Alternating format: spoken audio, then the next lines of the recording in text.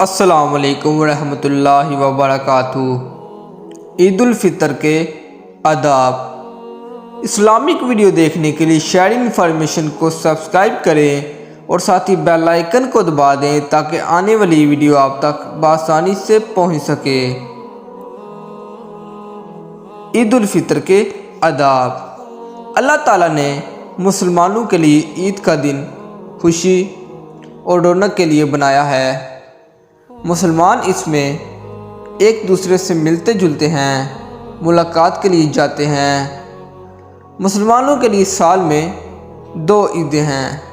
Number 1 عید الفطر جو کہ رمضان کے بعد آتی ہے۔ نمبر 2 عید الاضحیٰ جو کہ وقف عرفہ کے بعد آتی ہے۔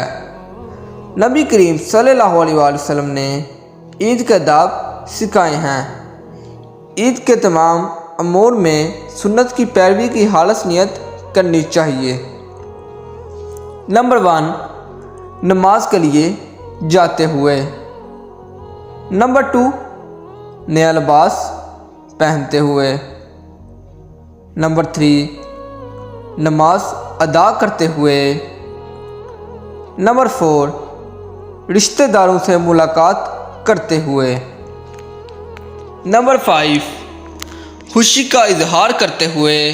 ہر مقام پر نیت کو خالص رکھنا ضروری ہے۔ نمبر 6 عید کے دن غسل اور مسواک کرنا مستحب ہے۔ تمام مسلمانوں کے درمیان جانے کے لیے غسل کرنے میں بڑی حکمت ہے۔ اس کی وجہ سے جسم کی بو دور رہتی ہے اور اچھی خوشبو آتی ہے۔